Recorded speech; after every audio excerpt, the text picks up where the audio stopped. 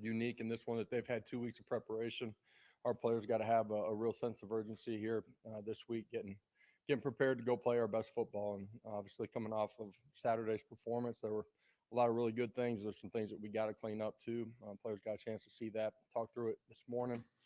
In particular, our young guys that got action in the second half. Just continuing to grow as we go through this and being ready to play when their opportunity comes. So with that, I'll open it up. Yeah, a couple questions. First, last year you get your first top 25 win against Kentucky, and you had got, I think, 4 of them this year. Do you believe there's sort of a psychological hurdle teams need to get over to play better in those games? Yeah, I don't believe that there was a psychological hurdle that our program had to get over. It was a preparation performance hurdle that we had to get over. That was a big win for us as a program to be able to go do that on the road. You saw the excitement from our players at the end of that ball game.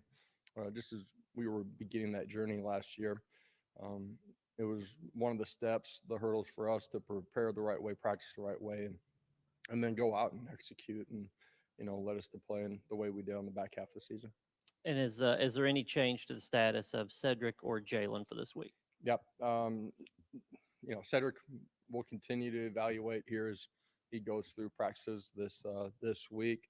Jalen, you guys saw that the campus part of his process is complete, and so now it's just the other part of the process. Coach, you get a team full of guys that have never been in this position before. All the hype, the outside noise, as you like to call it. Have you been surprised at their ability to stay focused, to kind of have blinders on? Up until this point, absolutely. We're still in the beginning stages of this journey, really the halfway point. And for us, the preparation, being real with each other, competing every day is going to be critical. It's critical today, this morning, critical tomorrow when we get back out on the grass. So far, these guys have handled it the right way. There's still things that we pointed out today, not just on the field performance, but in our preparation that can be better. And accountability to one another in this program is going to be important as we keep going. In that same tone, do you think that because most of your leaders on this team are kind of steady Eddie, even keel, never too high, never too low, that allows them to kind of keep that same focus and not ride the wave of stuff? And then can you talk about Chris Rodriguez and what he does well?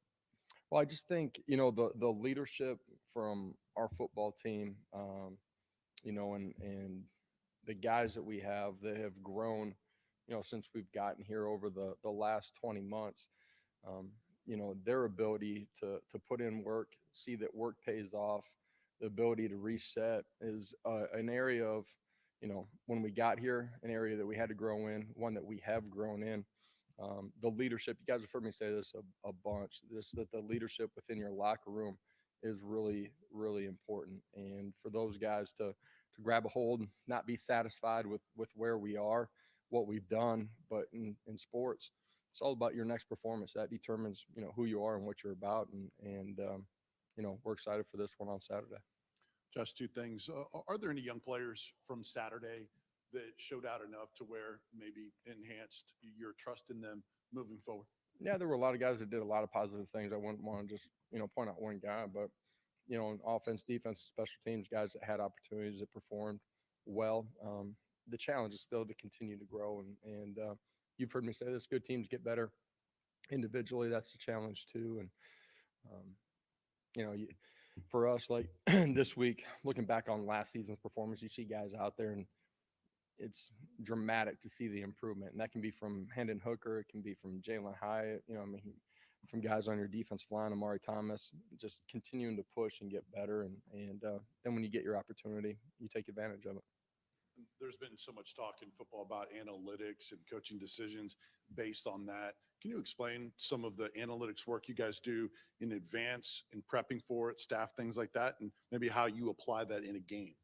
Yeah, for us, just our game day meetings, just as a staff, offense, defense, special teams, understanding the game plan, how we see things possibly unfolding, situations that we would potentially be in, trying to talk through those things. Analytics is, a part of the game, but I think there's still a feel and ebb and flow to every football game too that, for me is important to have a feel for during the course of it. What have you seen from Chris Rodriguez on film since he's been back, and kind of what's he added to that offense? Just dynamic and ability to do a really good job with the ball in his hands, and for them offensively, I think it's unique in that just the tempo of play is so dramatic between the two offenses. It's a different style football game. Understand that limited opportunities. For us, and I'm saying that just the number of possessions that will be in this football game. So it's something that as a football program, we got to understand going into this one too. Josh, last week, the offensive line was added to the Joe Moore Award midseason watch list. What has been the biggest difference for your offensive line this year compared to last year? Just a year within what we're doing. We've had consistency at the offensive line position. We've had a couple of guys that have been in and out, but everybody's been playing their natural position as far as, what they trained in training camp and spring ball. Continuity up front, year of growth and understanding what we're doing from Coach Ellerby and their communication. They continue to get better fundamentally. That's allowed them to play at a really high level. That's pass protection, obviously, trying to keep Hendon clean, and then what we're doing running the football.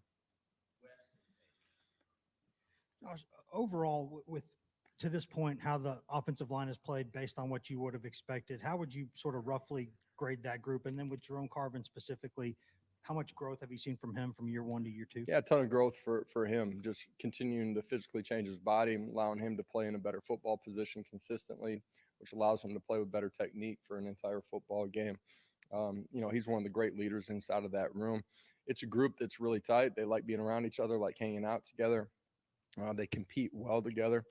They push each other during the course of practice. And, that group, just another year of maturity in what we're doing. From Coop to Jerome to Darnell, those guys have, Spraggins, they've all taken huge strides. You all had a nice nod to Pat Summitt and Title IX. What led to that decision to do that? And can we see it return next season? Yeah, just a unique opportunity, right? 50th anniversary of Title IX and all the opportunities that's afforded young women. I'm a dad and got a daughter and want her to have every opportunity to do everything that she dreams of. And certainly here on the University of Tennessee campus, right? Pat Summitt's influence and what she accomplished and achieved, her legacy that still lives on in women's sports, but certainly here on campus and what she meant to Tennessee fans all over the country. It was just an opportunity to celebrate those things.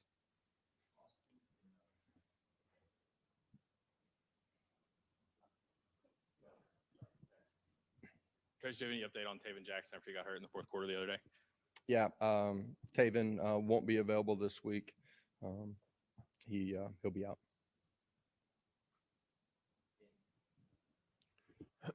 Josh, just what challenges does Will Levis present, and just how have you seen him improve from last year to this year as well? Yeah, smart, understands offensively what they're doing, really good decision maker, ability to push the ball vertically and horizontally, accurate with the football, mature player. He's played a bunch of football and everything kind of runs through him. He does a lot of, checks at the line of scrimmage, I think in their run game too, and puts them in the right position.